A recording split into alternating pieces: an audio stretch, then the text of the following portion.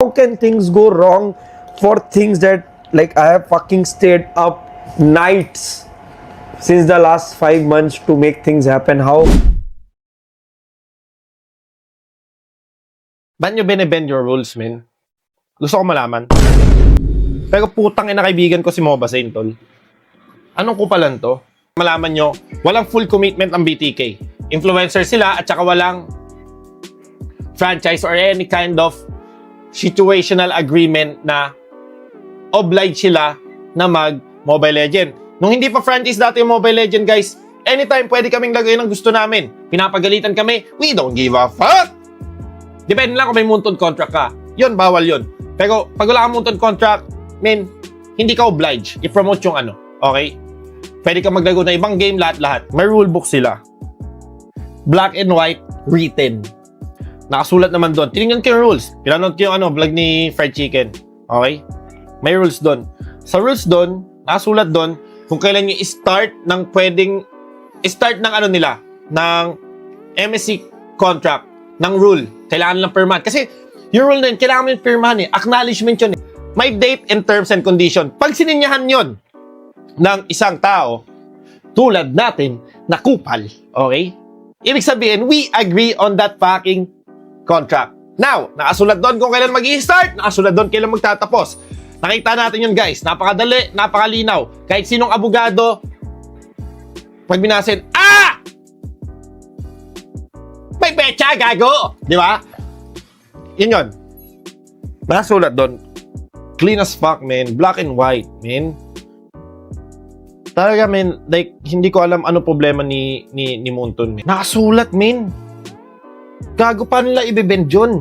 Like, holy shit, man. Now, eto kasi yung problema doon. Eto dapat kasi, pinirmahan ba yun nila Fried Chicken, yung rulebook na yun? Pag pinirmahan nila yun, unbendable na yun eh. Gets nyo yun? Now, if hindi pinirmahan nila Fried Chicken, mali talaga sila.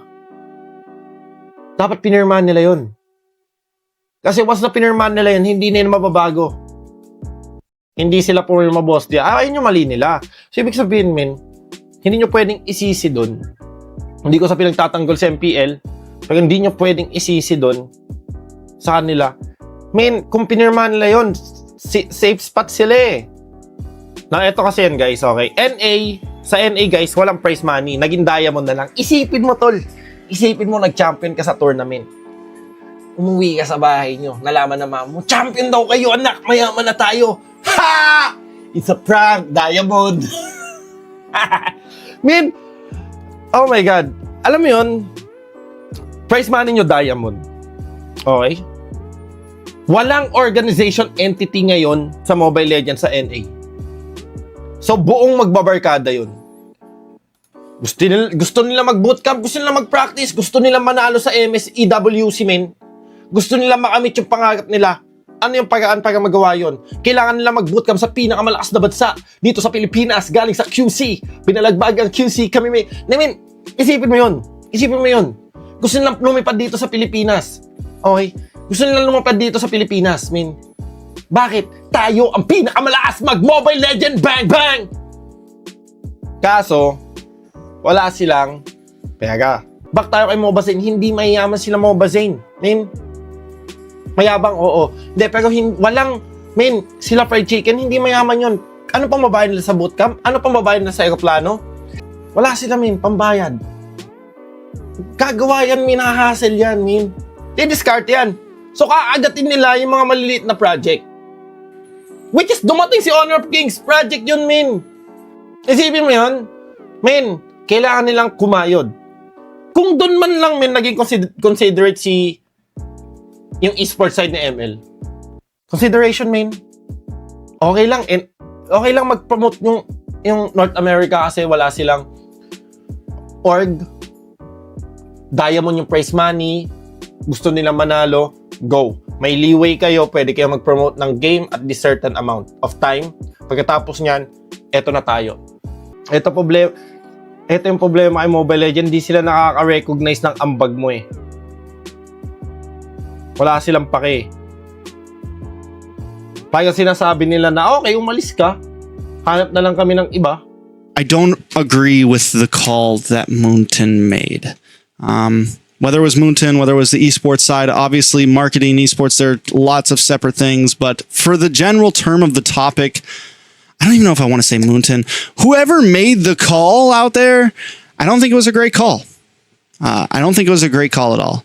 I think BTK worked their asses off to get to where they were, and they do deserve to play at MSC. Life sucks sometimes, guys. It's just not fair. You know, we have to keep moving forward. I think it was a bad call. I think they should get to play. I think, you know, I feel even worse for guys like Best Player and Shark and Zia, who don't have as big of YouTube pages to like fall back on, you know, maybe don't have as much possible side incomes to fall back on. But like Zane, you know, whatever game he plays, he's going to be good. Fried Chicken's at a point now where his channel's large enough, and Hoon as well, where their channels are large enough to where like they can essentially do whatever they want. But that's even more to a point of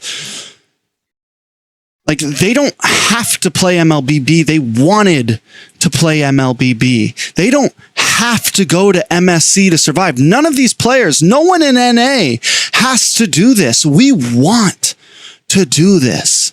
We do MLBB, we do NACT because we love it. Like, I'm not paying my bills with this. I do this because I fucking love this shit.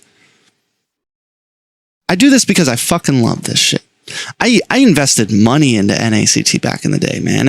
And all the players of BTK have invested time into this. And yeah, man, it was a bad call. There is something to seriously look at. Yeah. NACT is like on the decline right now. And I don't think we have done anything majorly wrong. You know, I don't understand why we don't have sponsorship yet. I don't get it. I don't get it. There's so many questions in my mind all the time, and we don't get answers on our side, man. We don't get answers from MLBB. What's going on? You know, there's a lot of questions I have on why NACT has been on the decline, and you know, because viewership, we don't do bad. Even when BTK went to was at M6 last year, their game against Falcons hit 1 million views. We hit some of the most views on the international stage for non-MPL regions. So it really just doesn't add up. It doesn't make sense. And yeah, I get it. There's some political issues going on in our country right now, as far as, you know, MLBB almost got banned, but that's good now. Like even that, there's no more, even if TikTok got banned, there's no more issues. There's a US publisher now. I mean, it's just, I don't know, guys. Yeah, as you can see, like some of my frustrations are coming out now, but we'll see what happens. I mean, the call was bad. So nag-invest sila to go to the Philippines kasi nga alam nila na ang Pilipinas ay strongest region pagdating sa MLBB. So pumunta sila dito, so nag-invest sila dito. Now, tapos na yung NACT season nila. Tapos na yun. Susunod na yung MSC. Sa gitna doon, meron doon na akala nila, so, tapos na yung NACT, magkakaroon na ng MSC, pero sa gitna nun, wala kasing nakalagay na specific sa kontrata na bawal sila maghanap buhay at magkaroon ng sponsored stream sa iba. So, syempre, ni-review muna nila yon, pati yung org nila, ni-review nun, pati yung agent nila, ni-review yung contract, pati yung players, ni-review nila yung contract. So, syempre, iniisip nila, okay, hindi pa magsisimula yun until July 2. Or July 10. Birthday ko yung July 2. Hindi pa magsisimula yun until July 10. Tapos na yung NACT contract natin. Ay yung sa season na yun. So sa gitna, may opening dapat yon na kung may kukuha sa kanila para maghanap buhay, para magkaroon sila ng income, yun yung opening na pwedeng-pwede. Kasi sa labas yun ng kontrata. So, ginaw nila, right? So, ginaw nila yun kasi akala nila. And, syempre, kung ang bayad is diamonds lang at may nag-offer at mukha naman pwede naman sa kontrata kasi kung hindi pwede sa kanila, then it would be specific, respectful din naman sila in that way na hindi nila gagawin yun within the contract. But still, they have to work because diamonds will not put food on their table. right? And from my understanding, I'm not very knowledgeable about Mlbb, guys. I'm an HOK guy, but from my understanding, the tournaments and stuff for Mlbb don't have actual pricing. Like, they don't give you real money. They give you like in-game tokens or some shit like that, you know? And when you're a pro player, it's already hard to make money, right? It's already hard to make money. And so players are gonna have to look to, you know, make money elsewhere, because, you know, if they're being fed right on Mlbb, maybe they would not look for other places to get money. Yeah, July 10th to August 2nd. This was before, dude, it's not even July 10th right now, you know? So theoretically, they should not apply. But from my understanding, all these rules, they have something worded in there where it's like, no matter what the rules say, if we want to kick you, we have the option to kick you for whatever reason we deem, you know, whatever. So they always have that shit worded in the contract that gives them absolute power. So even if you completely follow the rules, if they, for whatever reason, do not like you, they could just ban you. It will always be worded into these contracts. This is the most popular team in NA as well, too, guys. Like, BTK is so popular. You know, everyone kind of knows about it. Even people that don't really, I don't even play Mlbb, and I know about them, you know? And I know about their creators and such. So it's going to be a big hit to the NA community in general. And I think they are trying to make an example of them, bro. They see these really popular NA, you know, Mlbb players, and they're like, oh, like, these guys are promoting and taking money from our competitor. Let's make an example of them so no other creators and players for Mlbb dare to work with a competitor again. The HOK campaign happened on June 27 and 28th. What stands out to me the most about the rulebook is that it defines a specific tournament window that is July 10 to August 2. That is almost 2 weeks after the HOK campaign happened. On top of that, I looked back at the NACT Spring 2025 rulebook, which defined its own anti-competitor period as May 9th to May 18th, which had also passed, and the players had no signed exclusivity agreements with Moonton. Chicken mentioned this in his video. I will link it down below. No language existed in the publicly available rulebooks that I found that restricted outside campaigns during June 27 to 28. And according to MOBAZANE's most recent stream that was quoted by a lot of clippers, Moonton only reached out on June 26th, less than 24 hours before the campaign began, unlike what they said in the official statement that they provided multiple warnings to the team. By then, it's already too late. Contracts with HOK has been signed, and the promotion has already been announced in-game. And when the players are informed, Hoon and Zane worked with HOK to hide their videos, trying their best to work out a solution with Moonton. Still, the MSC committee at the end of the day chose to apply the maximum penalty without providing an explanation and immediately suspended both players, rendering BTK ineligible for MSC. This didn't happen in a vacuum. The Mlbb esports scene has looked different from the rest of the world from the very beginning. There has been no team besides GG for that 8-month period had any salaries, and they've always had minimal support from Moonton. Even the NACT has had very limited budgets. The scope has significantly decreased over the past few tournaments. The last NACT Spring was condensed into 1 weekend. It was 0 prize pool, just to remind you, only in-game diamonds. Still, BTK grinded through. They paid out of their pocket for a boot camp in Ohio or somewhere during the NACT season to secure a good MS and won their regional stage fairly. They streamed to support themselves throughout this period, and they flew in early this time to the Philippines to train together and give it their best shot at MSC. It's important to emphasize that this is a team of gamers, not contracted professional players. They are playing out of passion, and the same goes for a lot of us in this community. Even as a host, I work a full-time job apart from Mobile Legends, and so does all the other casters in NA.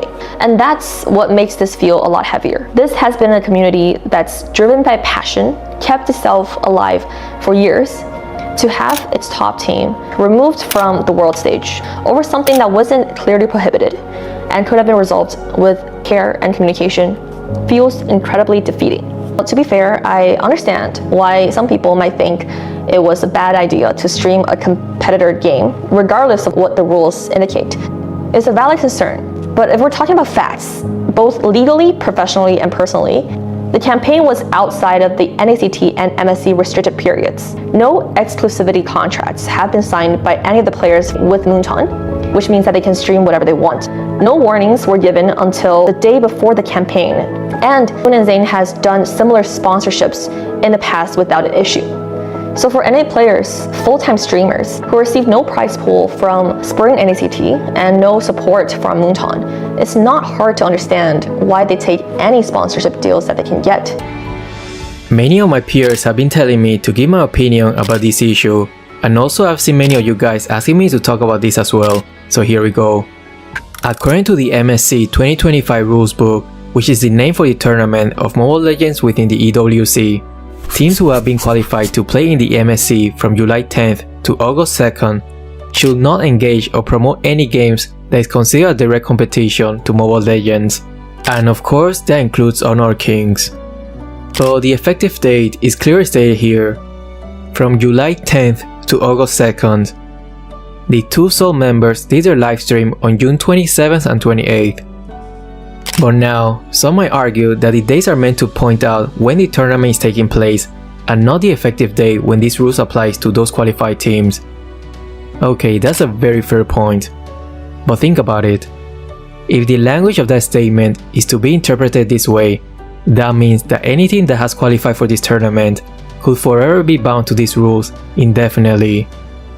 It doesn't really make sense, right? But some might say that's such a dumb statement to make, because common sense will tell you that it's obvious that this applies from the moment the team qualified until the end date of this tournament. But remember, since things are not stated clearly, especially the date, common sense is no longer in the picture, and now it's all about interpretation. Because if it was about common sense, almost any professional would think that the dates stated in this rulebook are the effective date. Almost any rulebook and contract always have an effective date clearly stated in the document, and by effective date, it means when is the start and end point, and you usually can find them very early on. It makes things clear, it gives legal clarity, and prevents misinterpretation to all parties involved. So in the point of view of any professionals, the moment they see those dates, it's almost no-brainer that those are the effective dates, especially because in the rest of the rulebook, it doesn't state any other effective dates. But in reality, none of this truly matters, because in the end, this is a rulebook, and in it clearly states that it's up to Moonton to enforce whatever rules they want, or punish those who think they are not doing things to Moonton's best interest.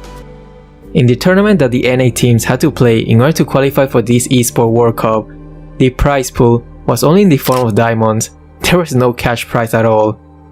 There's no salary, no exclusivity contract, no Moonton sponsorships, nada.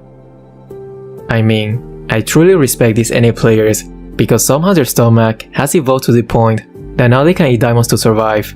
Anyway, my biggest takeaway from all this is that Moonton, by saying no promo to the rival games and doing all this, they ironically, accidentally, and indirectly created the biggest marketing campaign for Honor Kings. They couldn't be happier with all the press they're getting. And they are definitely capitalizing on it, because the very same day this disqualification was announced, they posted something along this line. Hey, doesn't matter what mobile games you like to play, everybody's welcome to join and play Honor Kings. Well played, sir, well played. And recently I've seen that a lot of big names, like creators and pro gamers with huge following, are now signing exclusivity contracts with Honor Kings. Also, Moonton, by doing this power move and showing zero interest and care in the NA region, is kind of galvanizing the entire NA community to move on from Mobile Legends and play a game that does seem to at least care a little bit more about the other regions and not only a specific group. I'm starting to suspect that whoever approved of this maximum punishment power move from Moonton's side is either an imposter or the biggest Honor Kings fan. There's absolutely no way they thought it was going to be a good move. The next thing is NAC 2025 Spring Prize Pool. As many of you guys know, was paid in in-game diamonds, not real money. So BTK players initially have to pay out of their own pocket to bootcamp during the NACT, the 3-day NACT, right? Just to get better ping at the tournament. Think about that for a second, right? Players have to, if they didn't get any sponsorship, if they don't have any financial support, this is something that they're voluntarily doing to bootcamp for a tournament has no prize pool, just because they can compete against other regions on the world stage. The broader issue I want to raise is that Moonton's decision to really ban S8UL, aka BTK, without clear rules or any signed agreements, shows how publisher can wield unchecked power, arbitrary power, just punishing players who are just trying to make a living. NA players get no financial support from Moonton. We completed the tournament with one of the biggest participation from the community in the entire mobile world, and we've made it happen. And it was exciting. A lot of participation, a lot of viewership. And outside of that, right, NA players really get no financial support from Moonton, especially this season, especially for the past, I would say, close to a year. The players, they pay for their own boot camps out of passion for the game and the community. Compare that to regions like Southeast Asia, okay, where MPL teams have millions of dollars of endorsement, revenue splits with MPL, right, and more. So a lot of you guys didn't know, but how franchise league works is there's revenue splits, you know, it's just standard. So I would easily assume that the in-game badges that you guys purchase, the sales for the orgs, for, you know, the ONEG, whatever, the in-game badges, the recalls, all of that has a direct revenue split with the org. I don't know whether the players see any of that, but it has a direct bonus split with the org. In the US, where the median house, but in the US, we don't get any of that, right? In the North America region, the player don't get any of that, right? The BTK, the path to power emails that everybody loves and use in the game. In professional tournaments, you guys know, I think use that all the time. The players in the team don't see a penny. In a region where the median household income is $80,000 and over 50% of the people who live here live paycheck to paycheck. That's how expensive it is to live here in the United States, okay? It's really expensive. That's why we say this is really a passion project. People play esports out of passion. They want to join these players want to join MSC out of passion, right? They want to compete. You guys all heard what best player said after NACT finished in an interview. You think he really just you think he was bootcamping, spending his own money for diamonds? Or you think he really just want to go to Worlds?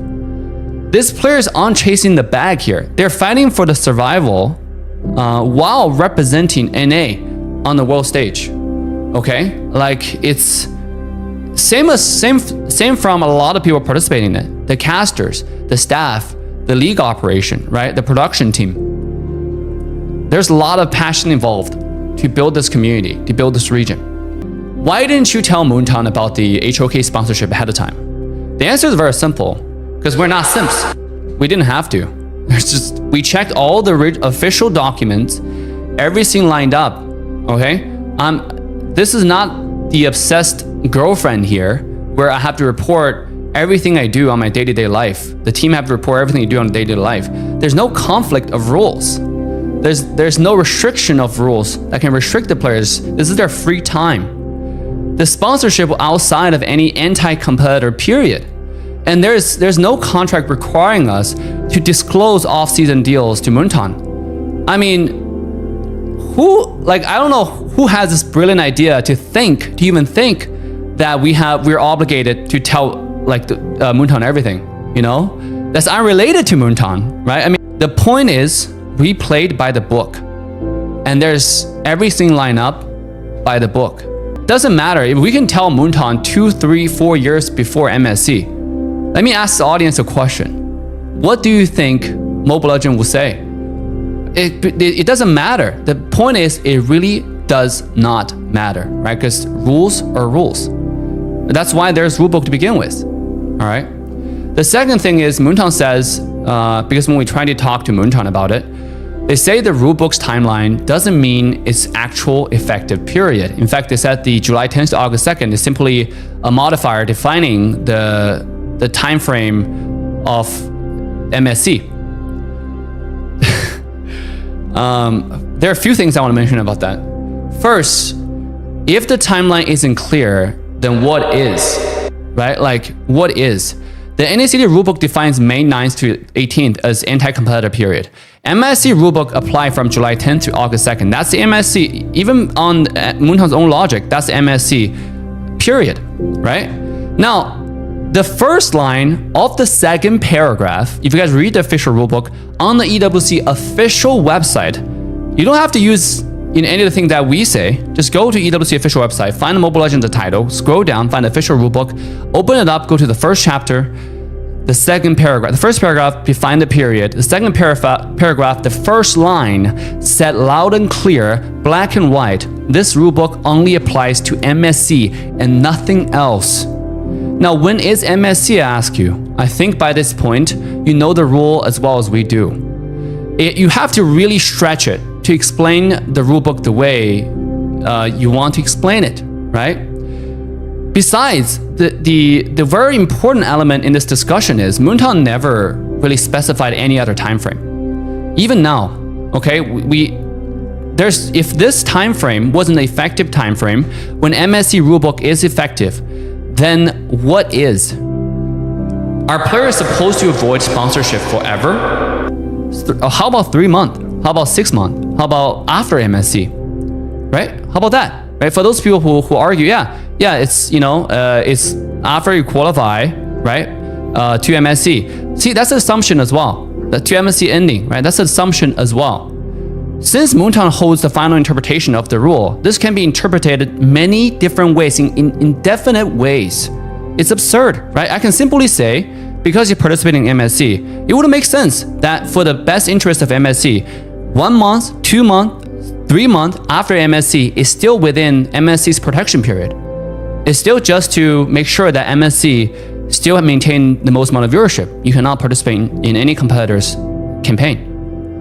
What is effective time frame? You tell me. Go find it in the rulebook. Go, right?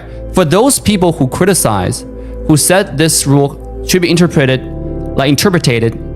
the different ways, right? Find me the actual time frame.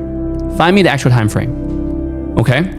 The common sense says that the rulebook have defined effective periods for a reason. After consulting our legal experts, we're talking about, very, very knowledgeable, very popular, and then super high class lawyers, okay, in the esports industry that represents major orgs in the United States. We confirmed that an unsigned rulebook has no legal weight. It really doesn't. It's not signed. The rulebook is not signed. There's no player participation agreement being signed. That means, so what does it mean, right? It means it doesn't bind the players or the publishers or the team, right? No, basically, June 27th to 28th is players' free time. This is so fucking stupid. If you guys want to know my opinion on this, firstly, it's so fucking stupid. NA's representative with Fried Chicken Zay and Shark, best player, they got banned. They got banned from MSC 2025, from competing in MSC 2025. Why? Because apparently, two of their players, Zane and Hoon, promoted H. That's what we're gonna call the game, by the way, because I don't think I can, mention it. They decided to promote a different game, a competitor game, and it wasn't aligned with the rules. I've seen Chicken's video, I've seen everybody's video, and so far, at least from the players' side, they've all told me, and they've also all told y'all that the rule book says that you cannot promote the competitor game during the event, the time span of the event, which is 10th to the 2nd, 10th of July to the 2nd of August.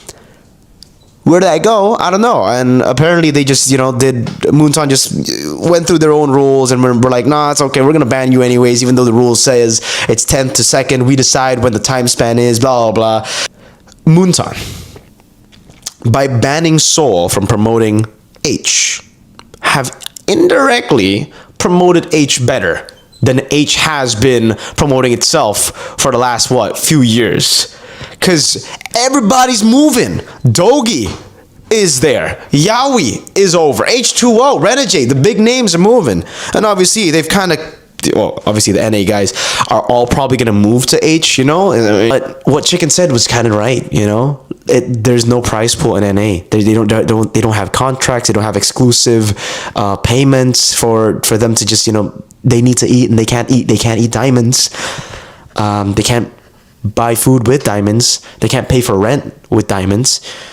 unless their landlord is a MobaZane's player. And now, not only have you stained Moonton, your reputation in NA, but you've stained your reputation in India too, because S8UL is an Indian organization. And hey, the NA boys, I think 80% or 70% of their fans are Indians.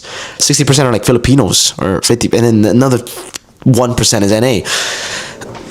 This is such a shit situation to be in, man. And I will have to say this: the older generation, whoever and whichever company has the older generation running their internet side, should have a big revamp. Because I don't know who made this move and who said like, oh yeah, this is the good move, this is how we shut down that other game. Yeah, let's do it. Because this is not how you do it. You've brought more attention to it than you might be working for the other side. You might be working for H at this point, because H is capitalizing the fuck out of this situation. They're milking the situation.